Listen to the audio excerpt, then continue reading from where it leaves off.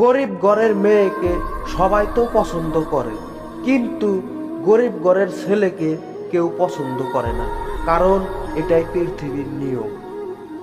একজন পুরুষ জীবনে উপরে উঠতে পারে দুটি মানুষের কারণে: এক, মায়ের দোয়া; দুই, আদর্শবান স্ত্রীর সহযোগিতায়।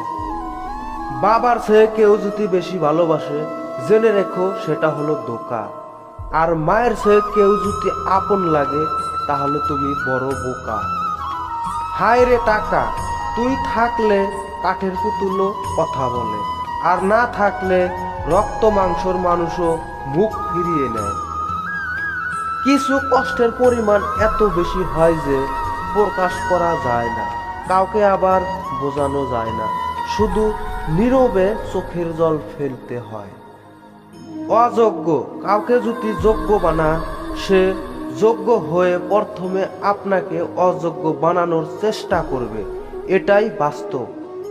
মিথ্যার বাহিনী হয় বিশাল, কারণ তার পিছনে থাকে কিছু মূর্খ, লোভী, স্বার্থপর ও বিশ্বঘাতকরা। পরের কষ্টে হাসে যারা, তারাই থাকুক সুখে। সব অপমানের জবাব এখন দেই না, নিজের মুখে ব্যথা। তর্কে যাওয়ার চেয়ে চুপ থাকাটাই শিখি, খারাপ ভালোর জবাবগুলো সঠিক সময়ে দিবে। কচু পাতা দেখেছেন নিশ্চয়, উপরটা সবুজ কিন্তু ভিতরটা চুলকানিতে ভরা। তেমনি কিছু মানুষ আছে, উপরটা মানুষের মতো দেখতে হলেও ভিতরটা আবর্জনাতে ভরা। একটা কথা মনে রাখবেন, নিজের পরিচয় বানাতে হলে ভিড়ে থেকে আলাদা হওয়াটা ভীষণ জরুরি। যার জন্য হাসতে চেয়েছিলেন, সেই শেষ সম্ভব মুহূর্তে চোখের জল উপহার দিয়ে গেল। মানুষ তোমাকে ব্যবহার করবে শুধুমাত্র তার খারাপ সময় পার করার জন্য। ভালো সময় এলে সে তোমাকে ছুঁড়ে ফেলে দিতে এক মিনিটও ভাববে না। যার জীবনে ধৈর্য বেশি, তার জীবনে সফলতা বেশি। যার জীবনে ধৈর্য কম, তার জীবনে হতাশা বেশি।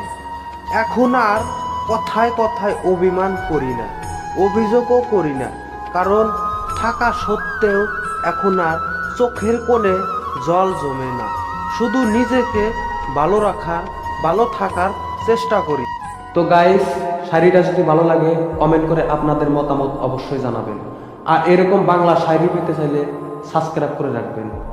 আর নিজের খেয়াল অবশ্যই রাখবেন, কারণ এই স্বার্থপর দুনিয়ার মধ্যে আপনি ছাড়া আর কেউ নেই।